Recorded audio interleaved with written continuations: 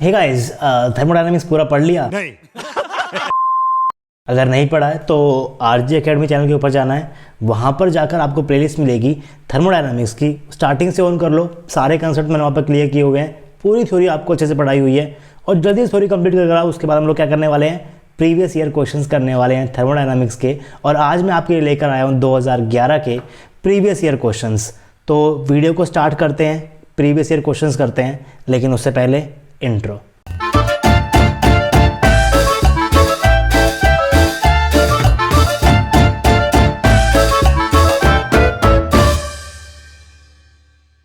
Hey guys, this is RJ and welcome to this new segment of RJ Academy, that is PYQ with Rajni Sharma. इस series को start करने का मेरा सिर्फ एक ही टारगेट है कि जो भी बच्चे CSIR नेट की तैयारी कर रहे हैं उनके पास एटलीस्ट प्रीवियस ईयर क्वेश्चंस के वीडियो सॉल्यूशंस पहुंच जाए, ताकि उनकी तैयारी थोड़ी सी अच्छी हो जाए, उनको थोड़ा सा कॉन्फिडेंस मिले जब भी वो CSIR नेट के एग्जाम के अंदर अपीयर होने जा रहे हैं। अगर आप मुझे इस मिशन में सपोर्ट करना चाहते हो तो आपको सिर्फ एक ही काम करना है, इस वीडियो को जितना हो सके शेयर करो अपने सभी दोस्तों के साथ, व्हाट्सएप के ऊपर, टेलीग्राम के ऊपर, फेसबुक के ऊपर, या फिर जो भी सोशल मीडिया आप लोग चलाते हो वहां पर इस वीडियो को शेयर करो, ताकि हर एक बच्चा तैयारी कर सके अच्छे से CSIR नेट की और उनका फ्यूचर भी अच्छे से सिक्योर हो सके। और आज मैं लेकर आया हूं थर्मोडायनामिक्स 2011 के क्वेश्चंस, क्योंकि थर्मोडायनामिक्स आपका ऑलरेडी कंप्लीट हो चुका है आरजे एकेडमी के यूट्यूब चैनल के ऊपर। तो अगर आप लोगों ने नहीं देखा है तो आपको ज़्यादा कुछ नहीं करना है, सिर्फ और सिर्फ आरजे एकेडमी के यूट्यूब चैनल के ऊपर जाना है, वहां पर आपको थर्मोडायनामिक्स की प्लेलिस्ट देखने को मिलेगी। प्लेलिस्ट को स्टार्टिंग से ऑन कर लो।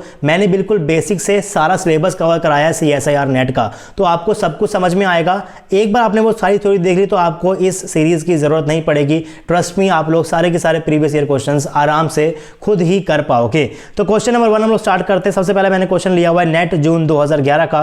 क्वेश्चन क्या है, an ideal gas expand by following an equation PV की power A is equal to constant, in which case does one expect heating. तो अगर आपको फिजिकल केमिस्ट्री के क्वेश्चन करने हैं तो सबसे जरूरी है कि जो भी आपको गिवन कंडीशंस गिवन है आपको क्वेश्चन के अंदर, उनको आप लोग अलग से मेंशन कर लो। तो यहां पर आपको क्या क्या चीजें गिवन है, सबसे पहले गिवन है कि जो आपके पास गैस है वो कैसी है, आइडियल गैस है, यानी कि आप लोग PV is equal to nRT को किसी भी टाइम अप्लाई कर सकते हो।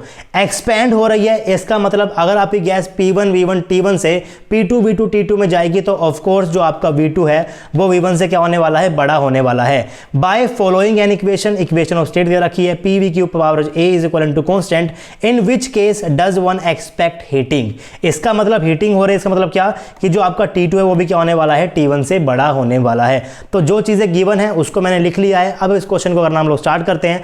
आपको बताना है कि जो इस A की वैल्यू है वो कहां से कहां तक वेरी कर सकती है। आपको गिवन है कि जो V2 है V1 से बड़ा है, जो T2 है वो T1 से बड़ा है, यानी कि वॉल्यूम की टर्म के अंदर और टेम्परेचर की टर्म के अंदर आपको डिटेल्स गिवन है, लेकिन इक्वेशन आपको प्रेशर और वॉल्यूम के अंदर गिवन है। तो सबसे पहले तो आपको इस इक्वेशन को टेम्परेचर और वॉल्यूम की टर्म के अंदर लेकर जाना पड़ेगा, यानी कि आपको इस प्रेशर की जगह क्या लाना पड़ेगा, वॉल्यूम और टेम्परेचर को लाना पड़ेगा। कैसे लाओगे, उसके लिए आपको क्या गिवन है, यहां पर आइडियल गैस इक्वेशन गिवन है। तो अगर आपका PV is equal to nRT होता है तो यहां से आप लोग कह सकते हो कि जो आपका प्रेशर है वो क्या है, nRT अपॉन में V के बराबर है। तो आप लोग क्या करो, अपनी इक्वेशन के अंदर प्रेशर की वैल्यू यहां पर पुट कर दो। इक्वेशन क्या है, PV के ऊपर power A is equal to constant, तो जैसे ही आप लोग यहां पर वैल्यू को पुट करो क्या बन जाएगा, nRT अपॉन में V इंटू में V की power A is equal to constant. अब इस कांस्टेंट को यानी कि n को मान लीजिए कि जो आपके पास अमाउंट है वो क्या है, कांस्टेंट है, तो इस n को और इस r को यानी कि दोनों कांस्टेंट को आप लोग इस कांस्टेंट के साथ एडजस्ट कर सकते हो। आपके पास क्या बन जाएगा, t के ऊपर पावर 1 v के ऊपर a माइनस का 1 क्या हो जाए, इज इक्वल टू कांस्टेंट हो जाए। और अगर आपके पास कुछ इस टाइप की इक्वेशन आ जाएगी तो यहां से आप लोग क्या लिख सकते हो, मैथमेटिकली आप लोग लिख सकते हो T1 V1 a माइनस का 1 इज इक्वल टू क्या होता है, T2 V2 a माइनस का 1। यहां पर आपको गिवन है कि जो आपका V2 है वो V1 से बड़ा है, जो T2 है वो T1 से बड़ा है। तो क्या कर लो आप लोग, वॉल्यूम वाली टर्म को एक साइड, टेम्परेचर वाली टर्म को एक साइड। कैसे कर सकते हो आप लोग, इसको कर सकते हो T1 अपॉन में T2 इज इक्वल टू क्या हो जाएगा, V2 अपॉन में V1 की पावर A माइनस 1। अब आपको यहां पर जो है वो A के बारे में बताना है, और जो आपका A है ये पावर के अंदर है। अगर आपके पास कोई भी चीज पावर के अंदर होती है और आपको उसके बारे में कोई चीज बतानी है तो उसके लिए सबसे अच्छा मेथड है कि आप लोग क्या ले लो, log को ले लो। तो जैसे ही आप लोग यहां पर log लोगे तो आपके पास इक्वेशन क्या बन जाएगी, मैं यहां पर इसको दोबारा से ले देता हूं। आपके पास क्या था, T1 अपॉन में T2 था is equal to V2 upon में V1 की पावर क्या, A माइनस का 1। जैसे ही आप लोग क्या लोगे, log क्या बन जाएगा, log ऑफ T1 अपॉन में T2 is equal to A minus का 1 इंटू में log ऑफ V2 माइनस का V1। मैंने यहाँ पर क्या किया है, log की प्रॉपर्टी का यूज़ किया। आपको पता है कि log ऑफ A की पावर n क्या होता है, पावर क्या होती है, आगे आती है n इंटू में log ऑफ A। तो मैंने सिर्फ और सिर्फ log की प्रॉपर्टी का यहाँ पर यूज़ किया है। तो आपके पास क्या बन जाएगी, कुछ इस टाइप की इक्वेशन आपके सामने बन जाएगी। अब क्वेश्चन में गिवन है कि जो आपका T2 है वो क्या है, T1 से बड़ा है, और जो V2 है वो क्या है, V1 से बड़ा है। अगर आपका T2 जो है वो T1 से बड़ा होगा तो ये पूरी टर्म क्या हो जाएगी, आपके पास नेगेटिव हो जाएगी। यानी कि आपके पास क्या निकल कर आया, नेगेटिव निकल कर आया। इज इक्वल टू क्या, A माइनस 1 को क्या कर दो आप लोग, एज इट इज लिख दो। अगर आपका V2 V1 से बड़ा है तो ये पूरी टर्म क्या हो जाएगी, आपके पास पॉजिटिव हो जाएगी। यानी कि आपके पास क्या हो गया, वाली टर्म आपके पास पॉजिटिव हो गई। यानी कि अगर आपको इस पूरे को अगर आपको नेगेटिव करना है, क्योंकि नेगेटिव होना ही पड़ेगा, क्योंकि आपके पास जो राइट हैंड साइड में है, जो लेफ्ट हैंड साइड में है, ये कैसा है, नेगेटिव है। अगर इस पूरे को नेगेटिव होना है तो इस A माइनस 1 को लेस देन 0 होना ही पड़ेगा, तभी आप लोग इसको लेफ्ट हैंड साइड के साथ इक्वेट कर सकते हो। यानी कि आपके पास क्या बन गया, जो आपके पास A माइनस का 1 है वो आपके पास क्या हो, लेस देन 0 हो। इसका मतलब जो आपके पास A है वो लेस देन क्या हो, 1 हो। अब देख लो कि आपके पास ऑप्शन के अंदर यहाँ पर ये कंडीशंस कहाँ पर गिवन है। पहली कंडीशन है जो आपके पास A है वो 3 से 2 के बीच में वेरी करेगा, लेकिन यहाँ पर क्या निकला है, जो आपका A है वो क्या हो, लेस देन 1 हो। मान लीजिए वैल्यू क्या ले रहे हो आप लोग, 0.9 आपकी वैल्यू हो A की, तो भाई 0.9 इस ऑप्शन के अंदर सेटिस्फाई नहीं कर सकते, तो ये ऑप्शन क्या हो जाएगा, आपके पास गलत हो जाएगा। उसके बाद क्या 0.9 आप लोग यहाँ पर कर सकते हो, यहाँ पर भी नहीं कर सकते, ये भी क्या हो जाएगा, आपके पास गलत हो जाएगा। उसके बाद 0.9 की वैल्यू क्या आप लोग यहां पर कर सकते हो, यहां पर भी आप लोग नहीं कर सकते। 0.9 आप लोग यहां पर भी नहीं सकते, यानी कि आपका ये ऑप्शन भी क्या हो जाएगा, गलत हो जाएगा। लेकिन 0.9 की वैल्यू यहां पर आ रही है, 0 से 1 के बीच में आ रही है, तो ये वाला ऑप्शन आपके पास जो हो जाएगा वो यहां पर सही हो जाएगा। अब A की वैल्यू 1 से छोटी होनी चाहिए, अब वो 0 से बड़ी हो ना हो उसको हमें यहां पर निकालने की जरूरत नहीं है, क्योंकि A से छोटी होगी, यही आपको सिर्फ और सिर्फ एक ही ऑप्शन के अंदर गिवन है। यानी कि आपको यहां पर नीचे वाली लिमिट निकालने की जरूरत नहीं है, आपका सिर्फ एक ही लिमिट से क्वेश्चन हो जाएगा, और एक ही लिमिट की वजह से ही, एक ही लिमिट से आपको क्वेश्चन करना है, तभी आपको ऑप्शन इस तरीके के दिए गए थे। तो काफी इजी क्वेश्चन था, अगर आप लोगों ने लेक्चर्स फॉलो किए होंगे तो आप लोग इस क्वेश्चन को आराम से कर सकते हो। उसके बाद नेक्स्ट क्वेश्चन लिखा हुआ है, जून का ही क्वेश्चन है। क्या है क्वेश्चन है, the chemical potential of component 1 in a solution of binary mixture is μ1 is equal to μ1 not plus RT ln P1 where P1 is the partial pressure of component 1 vapour phase, the standard state μ1 not is. चार option आपके पास हैं, independent of temperature and pressure, depends on temperature or pressure both, depends on temperature only and depends on pressure only। तो मैंने chemical potential का dependence कराया temperature के ऊपर भी और प्रेशर के ऊपर भी। अगर इस टॉपिक के बारे में आपको डिटेल्स देखनी है तो आप लोग लेक्चर्स को फॉलो कर सकते हो, मैं यहां पर ऊपर आई बटन दे दूंगा जहां से आप लोग डायरेक्टली केमिकल पोटेंशियल के लेक्चर के ऊपर शिफ्ट कर सकते हो। तो इस क्वेश्चन को कराते हुए मैंने वहां पर बताया था कि आपके पास जो इक्वेशन होती है क्या होती है, वो μ2 is equal to μ1 plus RT ln P2 by P1। ये आपके पास क्या होती है, इक्वेशन होती है। डिपेंडेंस आप लोग कैसे चेक करते हो केमिकल पोटेंशियल का प्रेशर के ऊपर, वहां पर आपके पास ये इक्वेशन निकल कर आ जाती है। अगर आप लोग यहां पर इनिशियल प्रेशर को क्या ले लेते हो, स्टैंडर्ड प्रेशर ले लोगे, यानी कि 1 बार ले लोगे। P1 क्या कर लिया आप लोगों ने, 1 बार ले लिया, तो आपको क्या बन जाएगा, आपका जो μ1 उसको क्या लिख सकते हो आप लोग, म्यू नोट लिख सकते हो, जो कि रिप्रेजेंट करता है स्टैंडर्ड कंडीशन को। अगर आपका P1 1 बार बन गया, इसको आप लोग क्या लिखोगे, 1 लिखोगे, तो इसको आप लोग इग्नोर कर सकते हो, क्योंकि ln1 क्या होता है आपके पास 0 होता है। ln P2 बाय 1 क्या हो जाएगा, ln P2 माइनस ln1, और ln1 क्या होता है आपके पास 0 होता है, यानी कि इसको आप लोग इग्नोर कर सकते हो। तो आपकी इक्वेशन क्या बन जाएगी, आपकी इक्वेशन यहां से बन जाएगी μ2 is equal to mu not plus RT ln P2। अब यहां पर जो ये म्यू नॉट है जिसके बारे में आपसे क्वेश्चन के अंदर पूछा गया है, क्वेश्चन ने पूछा है the binary mixture is μ1 is equal to μ1 not plus RT ln P1 the standard state μ1 not, यानी कि वो पूछ रहा है कि ये वाला जो आपके पास केमिकल पोटेंशियल है ये आपका प्रेशर के ऊपर डिपेंड करेगा या टेम्परेचर के ऊपर डिपेंड करेगा। अब ये स्टैंडर्ड स्टेट जो आपने निकाली है 1 बार प्रेशर के ऊपर, इनके प्रेशर को आपने क्या कर दिया है, कांस्टेंट कर दिया। तो प्रेशर के ऊपर तो भाई डिपेंड ये करने वाला है नहीं, लेकिन टेम्परेचर के ऊपर डिपेंड करेगा। तो इसका आंसर क्या हो जाएगा, option C, depends on temperature only. तो ये क्वेश्चन भी इजी था, इसकी अगर आपको डिटेल चाहिए तो आप लोग थर्मोडायनामिक्स के लेक्चर की तरफ शिफ्ट कर सकते हो। नेक्स्ट क्वेश्चन करते हैं। क्वेश्चन क्या लिखा हुआ है, for system of constant composition the pressure P is given by. Constant composition मतलब क्या है, आप लोग किसकी बात कर रहे हो, क्लोज सिस्टम की बात कर रहे हो, और क्लोज सिस्टम के अंदर आपको रिलेशंस निकालने तो आप लोग किसका यूज करते हो, मैक्सवेल बोर्न स्क्वायर का यूज करते हो। मैक्सवेल बोर्न स्क्वायर की 4 एप्लीकेशंस होती है, चारों एप्लीकेशन मैंने कराई आपको लेक्चर के अंदर। डिटेल्स देखनी है तो आई बटन दे दूंगा, इस लेक्चर से आप लोग कहां जा सकते हो, मैक्सवेल इक्वेशन के लेक्चर के ऊपर कैरी फॉरवर्ड कर सकते हो। डब्बा बनाते तो यहाँ डब्बा आपके पास क्या था, यहाँ पर बनाते थे आप लोग सत्या प्रकाश वेरी टायर्ड, फिर क्या लिखते थे आप लोग, हे गॉड ए यू, क्या लगाते थे यहाँ पर, एरो भी आप लोग यहाँ पर लगा देते थे।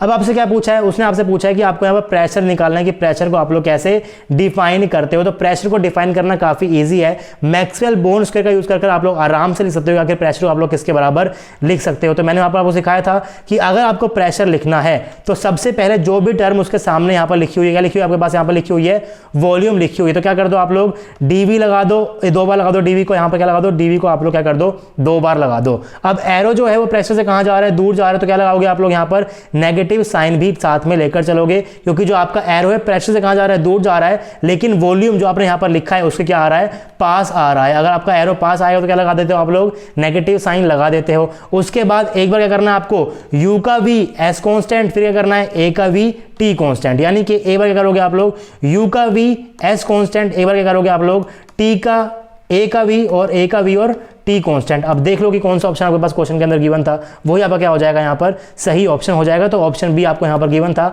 माइनस का डेल यू अपॉन में डेल वी एट एस, यहाँ पर क्या होता है, प्रेशर के बराबर होता है। ये आप लोग निकाल सकते हो मैक्सवेल बोर्न स्क्वायर की हेल्प से भी। डिटेल्स देखने के लिए आप लोग लेक्चर्स को फॉलो कर सकते हो। अब चलते हैं नेक्स्ट क्वेश्चन। नेक्स्ट क्वेश्चन में यहाँ पर क्या लिखा हुआ है, question number 4, 1 mole of CO2, 1 mole of N2 and 2 mole of O2 were mixed at 300 kelvin, the entropy of mixing is. Entropy of mixing निकाल लिए, तीनों गैसों का अमाउंट आपको गिवन है मोल के अंदर, तो डायरेक्ट फॉर्मूला आपको यहां पर यूज करना है। डेल्टा का क्या हो जाता है, माइनस का R इंटू में एन समेशन ऑफ NiLnXi। सिर्फ इस फॉर्मूले का यूज करना है, आपका डायरेक्ट अपना यहाँ पर जो भी आपका आंसर है वो आराम से निकल कर आ जाएगा। 3 कंपोनेंट गिवन है तो फॉर्मूला आपके पास क्या बन जाएगा, delta S is equal to minus R into में N1 ln x1 plus N2 ln x2 plus N3 ln x3। अगर मैं यहाँ पर बोल रहा हूँ 1 को क्या बोल रहा हूँ मैं यहाँ पर CO2 बोल रहा हूँ, इसको मैं क्या बोल रहा हूँ, इसको मैं N2 बोल रहा हूँ, इसको मैं क्या बोल रहा हूँ, O2 बोल रहा हूँ। तो तीनों की कॉरस्पॉन्डिंग आपको यहाँ पर वैल्यूज को पुट करना है, अपने आंसर तक आपको पहुँचना है। क्वेश्चन में क्या क्या गिवन था, आपको गिवन है कि जो मोल्स हैं CO2 को कितना आपको गिवन है, 1 मोल गिवन है। आपको गिवन है कि जो मोल्स हैं N2 को कितने गिवन, आपको 1 मोल गिवन है। और आपको ये भी पता है कि जो मोल्स हैं O2 के ये भी आपको 1 मोल ही गिवन है। उसके बाद आपको पता है कि टोटल मोल कितना हो जाएगा, ये आपको गिवन है 2 मोल्स, तो टोटल मोल कितना हो जाएगा पास 1 + 1 + 2 यानी कि 4 मोल्स आपके पास क्या आ गए, टोटल मोल्स आ गए। अगर आपको यहाँ पर निकालना है मोल फ्रैक्शन ऑफ CO2 तो कैसे निकालते हो, मोल्स ऑफ CO2 यानी कि कितना 1 मोल डिवाइडेड बाय टोटल मोल्स यानी कि 4, तो आपके पास x ऑफ CO2 आ गया 1/4। सिमिलरली आप लोग लिख सकते हो कि जो आपका x ऑफ N2 क्या हो जाएगा, मोल्स ऑफ N2 अपॉन में टोटल मोल्स। और अगर आपको निकालना है मोल फ्रैक्शन ऑफ O2 तो क्या हो जाएगा, मोल्स ऑफ O2 जो कितने हैं 2 डिवाइड बाय टोटल मोल जो कि कितने हैं 4। तो आप लोगों ने मोल फ्रैक्शन भी निकाल लिया, आप लोगों ने टोटल मोल भी निकाल लिया। फॉर्मूले के अंदर वैल्यू को पुट करते हैं, अपने आंसर तक पहुंचते हैं। डेल्टा आपके पास क्या हो जाएगा, सबसे पहले मैं लिख रहा हूं CO2 के लिए, तो N1 कितना है CO2 के लिए 1 मोल गिवन है। ln मोल फ्रैक्शन मेरे पास यहां पर कितना निकल कर आया 1/4 निकल कर आया, प्लस अब मैं लिखूंगा N2 के लिए, मोल कितना गिवन है 1 गिवन है, मोल फ्रैक्शन का निकल कर आया ln ऑफ 1/4 निकल कर आया। फिर मैं लिखूंगा O2 के लिए प्लस मोल कितना गिवन है 2 गिवन है, ये क्या निकल कर आया ln 2/4 निकल कर आया। तो ये सब चीजें आप लोगों ने यहां पर लिख ली। उसके बाद आपको ये भी पता है कि आप लोग ln 1/4 कर सकते हो, माइनस ऑफ ln 4/1 लिख सकते हो। जैसे ही आप लोग यहां पर इन चीजों को उल्टा करते हो तो आपको क्या करना पड़ता है, एक बाहर एक नेगेटिव साइन लगाना पड़ता है। तो इस 1 को लिखो या ना लिखो बात क्या है, सेम है। यानी कि क्या बन जाएगा, माइनस ln ऑफ 4 बन जाएगा, यानी कि क्या बन जाएगा, माइनस ln ऑफ 2⁻² बन जाएगा। इस पावर को मैं बाहर निकाल सकता हूं, क्या बन जाएगा ये -2 ऑफ ln 2 बन जाएगा। मैंने इसको इस फॉर्म में कन्वर्ट क्यों किया है, क्योंकि आपको जितने भी ऑप्शन यहां पर गिवन है वो सारे के सारे ln 2 के अंदर ही गिवन है। तो अगर आपको ऑप्शन से मैच कराना तो आपको अपने आंसर के अंदर भी क्या लेना लेकर आना पड़ेगा, ln 2 ही लेकर आना पड़ेगा। तो मैंने सारे नेचुरल लोगों को किसमें कन्वर्ट कर लिया, ln 2 के अंदर कन्वर्ट कर लिया। जैसे मैं ln 4 को क्या मैं कर सकता हूं, ln 2/4 को भी कर सकता हूं, क्या बन जाएगा ln 1/2 बन जाएगा, एक हो जाएगा माइनस ऑफ ln2 के बराबर हो जाएगा। तो ln1/4 को भी मैंने कन्वर्ट कर लिया और ln2/4 को भी मैंने ln2 की फॉर्म के अंदर कन्वर्ट कर लिया। तो अब आपको ज़्यादा कुछ नहीं करना है, सिर्फ और सिर्फ यहाँ पर आपको वैल्यूज़ को पुट करना है। जो भी वैल्यूज़ आपकी यहाँ पर निकली थी मैं एक बार इसको यहाँ पर मिटा देता हूँ ताकि मैं यहाँ पर डायरेक्ट वैल्यूज़ को लिख सकूँ, राइट। तो सबसे पहले आपके पास यहाँ पर क्या था, CO2 था, 1 इंटू में क्या था आपके पास ln1/4 जो कि बराबर होता है माइनस ऑफ 2 इंटू में ln2 के। यहाँ पर पास क्या था, 1 इंटू में ln1/4 था, यहाँ पर लिख दूंगा माइनस ऑफ 2 इंटू में ln2। यहाँ पर क्या था, प्लस ऑफ 2 इंटू में ln1/2 था जो कि इसके बराबर था माइनस ऑफ ln2 के बराबर था। अब अगर आप लोग यहाँ पर इन सभी चीज़ों को ऐड करोगे, मैं एक बार यहाँ पर इस चीज़ को रफ करता हूँ ताकि मैं यहाँ पर इसको लिख सकूँ। अगर आप लोग यहाँ पर इन सब चीज़ों को ऐड करोगे तो बस क्या बन जाएगा, यहाँ पर बन जाएगा delta S is equal to minus R into में ये क्या हो जाएगा माइनस का 2 ln2, ये क्या हो जाएगा माइनस का 2 ln2 और ये क्या हो जाएगा माइनस का 2 ln2, यानी क्या हो गया पास ये प्लस का 6 आर ln2। तो ये आपका आंसर निकल गया, ये आपका क्या निकल गया, डेल्टा एस निकल गया। अगर आपका ऑप्शन यहाँ पर देख सकते हो, आपका जो पहला ऑप्शन है वो क्या है 6 आर ln2 है, तो इसका करेक्ट आंसर क्या हो जाएगा 6 आर ln2 हो जाएगा। अगर आपको एंट्रोपी और मिक्सिंग पढ़ने में कोई दिक्कत है तो आप लोग यहाँ पर आई बटन पर क्लिक कर डायरेक्ट लेक्चर की तरफ भी शिफ्ट हो सकते हो। अब चलते हैं नेक्स्ट क्वेश्चन की तरफ। नेक्स्ट क्वेश्चन क्या है, for the liquid vapour equilibrium of a substance dp/dt at 1 bar and 400 Kelvin is 8 into में 10 raised to the power minus 3 bar per Kelvin if the molar volume in the vapor form is 200 liter mole inverse and the molar volume in the liquid form is negligible, the molar enthalpy of vaporization is। और आपको given भी है कि 1 litre बार क्या होता है 100 joule के बराबर होता है। तो यूनिट कन्वर्जन तो वैसे भी आपको आनी चाहिए, बाकी ये क्वेश्चन के अंदर आपको गिवन भी था। अब ये क्वेश्चन कहाँ का है, ये क्वेश्चन आपको कहाँ का है, क्लैपरन इक्वेशन का है। क्या हो रहा है आपके पास यहाँ पर फेज ट्रांजिशन हो रहा है, और अगर आप लोग उसका कर्व को पढ़ते हो यानी कि उसके स्लोप को पढ़ते हो, उसे कहाँ पढ़ते हैं हम लोग क्लैपरन इक्वेशन से पढ़ते हैं। यानी कि आपको dp/dt का फॉर्मूला पता होना चाहिए। तो अगर आपको क्लैपरन इक्वेशन डायरेक्टली याद है तो बहुत अच्छी बात है, लेकिन अगर आपको याद नहीं है तो हम लोग किसका यूज करने वाले हैं, मैक्सवेल बोर्न स्क्वायर का यूज करने वाले हैं। क्या कहता है डब्बा, आपको कहता है कि सत्या प्रकाश वेरी टायर्ड। अगर आप लोगों को p/t का रेशो चाहिए तो आप लोग किसके बराबर होते हैं, उसको s/v के बराबर करते हो। अगर आपको p/t चाहिए तो आपको क्या करना पड़ेगा, s/v करना पड़ेगा। यानी कि dp/dt किसके बराबर होगा आपके पास, डेल्टा s अपॉन में डेल्टा v के बराबर होगा। और अगर आप लोग इस ट्रांसफॉर्मेशन को ध्यान से देखोगे तो यहां पर आपके पास क्या हो रहा है, फेज ट्रांसफॉर्मेशन हो रहा है। लिक्विड से आप लोग कहां पर जा रहे हो, वेपर की फॉर्म के अंदर जा रहे हो। क्या हो रहा है आपके पास, ये फेज ट्रांसफॉर्मेशन हो रहा है। और क्योंकि ये क्वेश्चन के अंदर गिवन नहीं है कि रिवर्सिबल है या फिर इरिवर्सिबल है, इसीलिए आप लोग इसे क्या कंसीडर करोगे, आप इसको रिवर्सिबल ही कंसीडर करोगे। और रिवर्सिबल के लिए जो आपका डेल्टा एस होता है वो आपके पास क्या हो जाएगा, डेल्टा एच अपॉन में जिस भी टेम्परेचर के ऊपर आप लोग क्या कर रहे हो, ट्रांसफॉर्मेशन कर रहे हो, वो टेम्परेचर आपको यहां पर लेना पड़ेगा। तो लिक्विड से वेपर में जाओगे तो यानी कि किसका क्या कर रहे हो आप लोग, यहां पर बॉयल कर रहे हो, तो बॉइलिंग पॉइंट टेम्परेचर आप लोग यहां लेना पड़ेगा। तो ये क्या हो जाएगा, बॉइलिंग पॉइंट टेम्परेचर ही आपके पास यहां पर हो जाएगा। तो डेल्टा एस की जगह आप लोग क्या लिख सकते हो, डेल्टा एच अपॉन में टी भी लिख सकते हो, और यही डेल्टा एच आपको कैलकुलेट करना है। तो ये सारी की सारी इक्वेशन को यूज कर आप लोग क्या लिख सकते हो, आप लोग लिख सकते हो कि जो आपका dp/dt है ये आपका बराबर होगा डेल्टा s अपॉन में डेल्टा v के। और क्योंकि आपका डेल्टा s किसके बराबर है, डेल्टा h अपॉन में TB के बराबर, तो मैंने क्या कर दिया, उसकी वैल्यू को यहाँ पुट कर दिया, और ये क्या बन जाएगा, delta v volume of vapour minus volume of liquid. अब क्वेश्चन में गिवन है कि वॉल्यूम ऑफ लिक्विड को आप लोग नेग्लेक्ट कर सकते हो। अगर आप लोग उसको रिलेट कर रहे हो वॉल्यूम ऑफ वेपर से, तो यहाँ पर आप लोग वॉल्यूम ऑफ लिक्विड क्या कर दोगे, इग्नोर कर दोगे।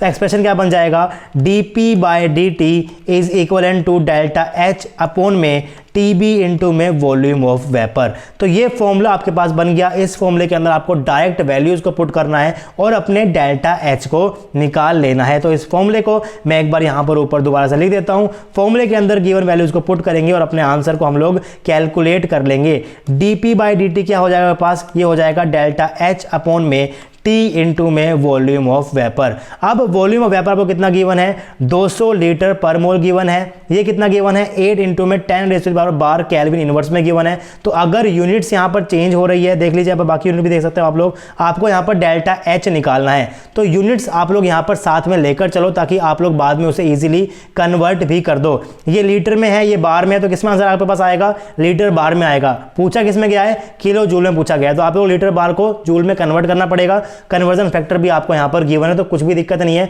वैल्यूज को सिर्फ और सिर्फ पुट करना है। वैल्यू कितनी गिवन है यहाँ पर गिवन है 8 इंटू में 10 raise to the power -3 bar kelvin inverse. Delta H आपको निकालना है, टेम्परेचर कितना गिवन है 400 केल्विन गिवन है, कितना गिवन आपको 200 लीटर पर मोल गिवन है। तो सारी की सारी वैल्यूज गिवन है, डेल्टा एच को निकाल लेता हूं।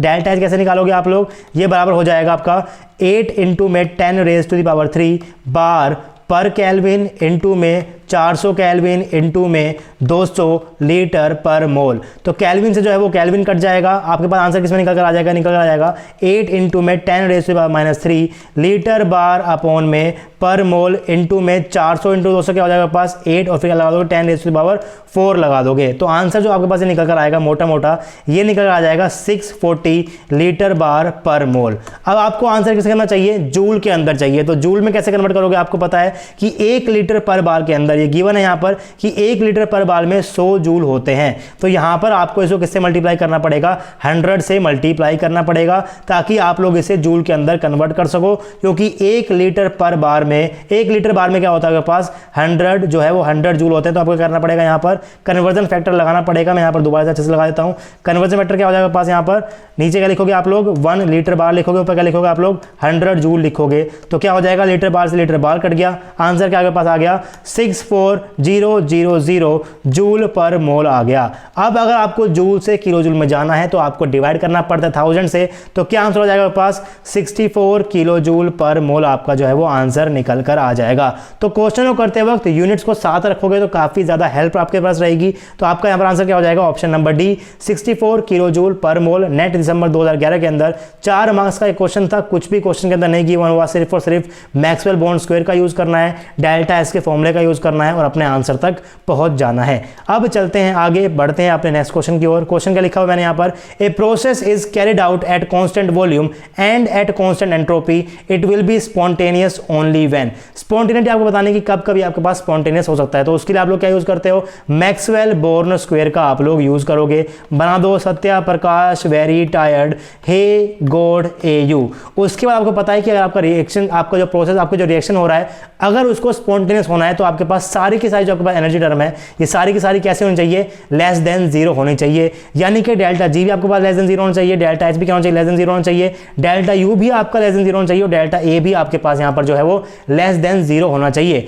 लेकिन क्वेश्चन में गिवन है at constant volume and constant entropy, यानी कि कांस्टेंट वॉल्यूम यहाँ पर है, कांस्टेंट एंट्रोपी यहाँ पर है। तो अगर आपके पास ये दो चीजें गिवन है तो उसके जो बीच का आपके पास यहाँ पर गिवन है डेल्टा यू, तो डेल्टा यू जो है आपके पास एस और वी के ऊपर क्या होना चाहिए, लेस देन 0 होना चाहिए। ये भी एक एप्लीकेशन होती है मैक्सवेल बॉन्ड स्क्वायर की। तो आपका सही ऑप्शन यहाँ पर क्या हो जाएगा, option number C, delta U is less than equal to 0 at constant entropy and constant volume. अगर वो पूछता कांस्टेंट प्रेशर टेम्परेचर के ऊपर तो फिर आपका आंसर क्या होता है, डेल्टा जी, जो आपका डेल्टा जी है वो आपका क्या हो जाता, आंसर हो जाता। तो इस तरीके से आप लोग इन क्वेश्चंस को भी कर सकते हो। एक क्वेश्चन यहाँ पर मिस हो गया, उन क्वेश्चंस को भी मैं आपको करा देता हूँ। तो यहाँ पर हम डायरेक्टली क्वेश्चन नंबर 8 के ऊपर आ गए हैं। अगर मैं जाता हूँ पीछे साइड के ऊपर तो आपके पास में आ रहा है क्वेश्चन नंबर 5, यानी कि 6 और 7 जो है वो स्किप हो गए हैं, बट अब हो गए हैं तो क्या कर सकते हैं, डोंट वरी, मैं उसको नेक्स्ट लेक्चर के अंदर यानी कि नेक्स्ट ईयर के क्वेश्चंस के अंदर उनको इंक्लूड करा दूंगा। तो आई होप कि आपको सारे के सारे क्वेश्चन समझ में आए होंगे। अगर समझ में नहीं आए, आपको लेक्चर्स देखने हैं तो आप लोग आरजे एकेडमी के यूट्यूब चैनल के ऊपर जाकर थर्मोडायनामिक्स के लेक्चर्स फॉलो कर सकते हो। आपसे मिलते हैं नेक्स्ट सेशन के अंदर, जहां पर मैं लेकर आऊंगा 2012 के प्रीवियस ईयर क्वेश्चन थर्मोडायनामिक्स के। तो आप लोग खुश रहो, पढ़ते रहो, पढ़ाते रहो। आपसे मिलते हैं नेक्स्ट क्लास में। Thank you.